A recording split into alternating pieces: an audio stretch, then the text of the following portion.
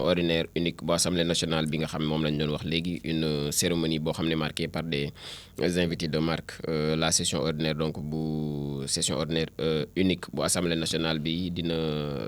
jeex tey jii ci altine yi 30 juin 2025 ci loolee nag ci clôture bi moom Ismaïla Diallo moom mooy premier vice-président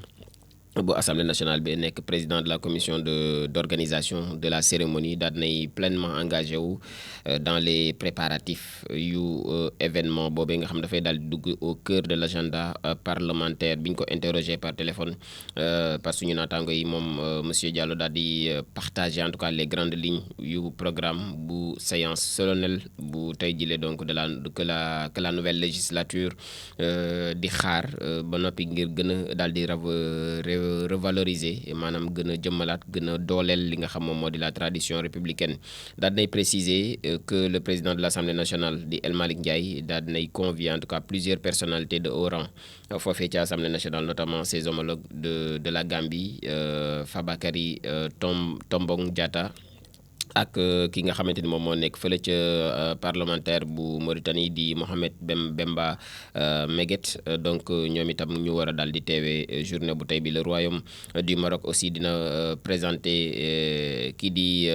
Abdel Fassi Fihri moom moo koy représenté moom mooy émissaire du président de la chambre des représentants Rachid Talbi El Alami donc le premier vice-président aussi du parlement marocain dina assister ci li nga xamante ni moom moo di cérémonie boobu bu ñu sukkandikoo ba léegi ci honorable Ismaïla Diallo. Par ailleurs le président El Malick Ndiaye aussi daal di inviter les anciens présidents de l'Assemblée nationale du Sénégal mu nekk geste bu rafet aussi à saluer par ñu daal di jël part ci cérémonie empreinte de solennité boobee nga xam dina am tey ci Assemblée nationale. Concernant le déroulement aussi Ismaïla Diallo daal di préciser que le président El Malick Ndiaye moom mooy prononcer un discours suivi de l'intervention du ministre du Travail, de l'emploi et des relations avec les institutions di Abass Fall. Il est tout à fait aussi naturel que le ministre bi nga xamante ni moom moo leen di accompagner tout au long de cette session daal di exprimer wu addu ci li nga xamante ni moom moo di occasion boobu waaye di partager son appréciation de l'ambiance et daal di proposer aussi ay recommandations sur le fonctionnement de l'Assemblée nationale muy déclaration yoo xam ni honorable Ismaïla Diallo premier vice-président bu Assemblée nationale moom moo ko daal di yëkkati. Grave accident bi nga xam ne am na ci Dakar am na ci kenn ku ñàkk bakkanam ak fanweer ak juróom-ñaar yoo xamante ni ñoom ñoo ci amee gaañu-gaañu ci ab collision di mbëkkante boo xam ni am na diggante Ndiégué Ndiaye ak benn 4x4 mu nekk grave accident donc de la circulation boo xam ni mi ngi am ni ki démb ci dimanche bi en début de soirée ca Dakar faisant un mort et 37 blessés dont 7 grièvement atteints bu ñu sukkandikoo ba léegi ci chiffres yi nga xamante ni moom moo officiel drame mi ngi amee à hauteur de EMG ci la voie menant vers le centre-ville ci suite boo xamante ni en tout cas violente collision la di mbëkkante boo xamante ni ci Ndiaga Ndiaye la dox ci diggante ak benn 4x4 alerté ñoom secours yi daal nañu rapidement intervenir ci lieu yi ginnaaw bi ñu yegsee nag ci la ñu daal di découvrir benn corps boo xam ni ma nga ca biir ku ñàkk bakkanam dont non encore identifié ci noonee nag la ñu décelé aussi plusieurs blessés yoo xam ni dañoo éparpillé wu autour du site de l'accident. L'ensemble des victimes en tout cas bi ñu leen évacué vers l'hôpital Idriss Pouye de Grand Yoff ñu ngi leen di jël en charge foofu selon les informations relayées par un reporter de Presse Afrique. dundu gu metti gi fii ci biir réewum Sénégal Momar Ndao daal na ci joxoñ baaraam tuuma commerçant yi. moom le président de l'association des consommateurs du Sénégal bu di ASCOSEN moom Momar Ndao ne nag doon àddu ci dundu gu cher gi fii ci biir réewum Sénégal ni ki démb ci dimanche bi ci sur les causes donc de la flambée des prix des denrées de première nécessité. moom bu ñu sukkandikoo ci moom certains commerçants maanaam ñenn ci commerçants yi ñoom ñooy profiter d'une supposée hausse des prix ñooy daal sukkandiku ci njort gi ñu njort ni yenn prix dafa yokk sur le marché international pour daal di justifier li nga xam ne moo di yokk ñoom it li nga xam moom la ñuy jaay mu nekk nag augmentation boo xam ne bu excessive la selon monsieur Ndaw au niveau local sans que hausse yooyu nag daal di réellement applicable dans leur chaîne d'approvisionnement même muy wéer di wax ni sax même lorsqu'il y a un impact réel l'écart entre ce qu'ils subissent et ce qu'ils imposent aux consommateurs est énorme maanaam li ñuy am ak li ñuy jaayee consommateurs yi ci wàllum bénéfice loolee lu bëree bëri la donc muy saisir nag systématiquement ces occasions pour daal di gonfler les prix au-delà du raisonnable mu nekk une fois les prix yi nga xamante ni moom mooy di moom moo di prix yi nga xam moom fa la ñuy jëndee au niveau international daal di wàcc ñoom commerçant yooyu dañuy bañ sax ngir wàññi prix yooyu li ñuy ngir bañ a ajuster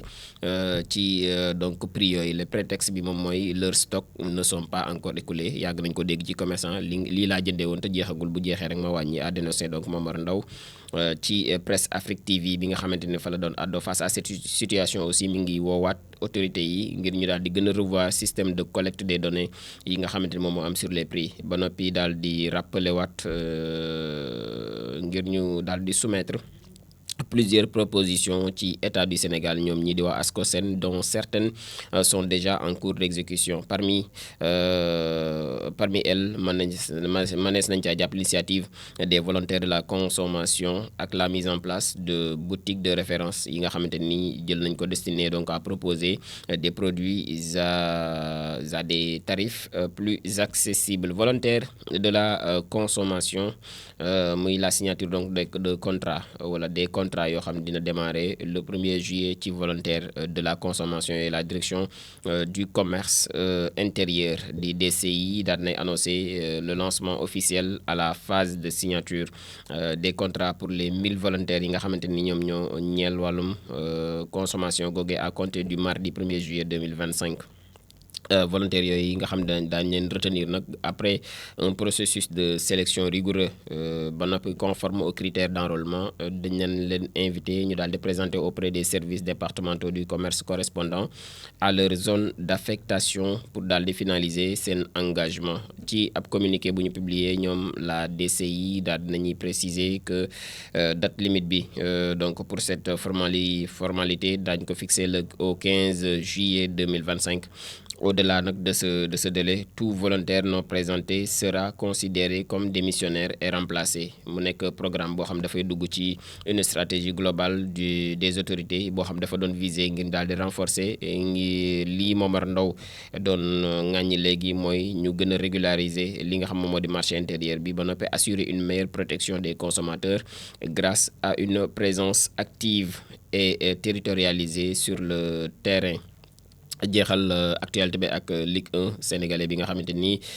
Jaraaf daal na koy remporter 13e fois comme champion donte Abdoulaye Diaw nee na du 13-12 la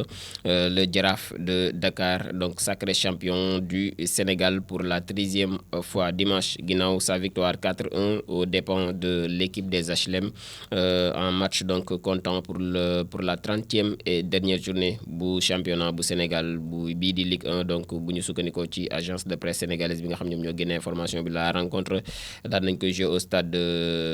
Diagali Bathily bu Grand Yoff ca Dakar Mbaye Ndiaye 21e minute la daal di dugal Babacar Sarr 29e minute Souleymane Cissé 67e minute ak kii di Abdoulaye Wali ñoom moom it moo dugal ñeenteelu but bi ci 73e minute de jeu bi ñoom ñoo daal di dugal donc les buts du Jaraaf El Hadj Fall daal di marqué donc le but de la réduction pour les HLM ci 62e minute de la rencontre boobee. ginnaaw succès boobee ñoom équipe bu Médina bi daal dinañu décrocher donc seen 3e titre depuis l'entrée du football sénégalais dans l'ère du professionnalisme entre guillemets en 2009 donc le Jaraaf daal di doon déjà donc été sacré en 2010 ak 2018 donc Jaraaf di conforter un peu plus son statut de club le plus titré du Sénégal avec ce 13e titre de champion du Sénégal actuel entraîneur bi rek di Malick Daf remporté pour sa part son 2e titre avec les Verts et Blancs donc il était l'artisan de leur sacre ci atum 2018 ginnaaw balaa muy dem ci suma juumul U20 bu équipe nationale bu Sénégal laataa muy dellu si waat donc le Jaraaf va représenter le Sénégal en Ligue des champions d'Afrique l'année prochaine moom mooy teewal réew mi ci Ligue des champions bu africaine bi la xëy na dinañ laal as tuut rek ci li nga xamante ni moom moo di actualité bi baara ak kaddu yi Momar Ndao bu Ascosen bi ne yenn ci commerçant yi ñoom ñoo tax yenn prix yi sax yokk parce que duñu ñoom ñooy teg seen i ndigg si seen i pexe ba mën a daal di yokk prix je pense que loolu ak 1000 volontaires yi nga xamante ni nguur gi daal dina ko doon yëgle woon ba ñu commencé woon recrutement yi nga xam ne dina effective le première bi di ëllëg ak jàmm dina mën a tax ñu gën a régulariser waat marché bi ba yenn ci denrées yi ñu mën koo daal di wàññiwaat war a sax ñu yemale ko ba Sénégal fépp foo dem boo ko jëndee 300 boo demee beneen dëkk ñu mën la ko jaayee 300 je pense que moom mooy li waral nguur gi ne dinañ daal di recruter 1000 jeunes yoo xamante ne ay volontaires la ñu doon donte dinañ leen jox ay ndàmpaay jox leen salaire bu baax boo xamante ni daañu ci mën a ñoom it gis seen bopp mu nekk loo xamante ni aussi lu am solo la dëppoo ak njiitu Ascosen nga xam ne moom moo jiite kuréel gi tënk consommateurs yu Sénégal yi di Momar Ndao doon ŋàññi yenn ci commerçant yi ak jëf ji nga xamante ni ñu ngi koy def par rapport ak les denrées de première nécessité. Effectivement Mansour parce que tey commerçant yi moom il faut que tam aussi ñu xoolaat seen taxawaay.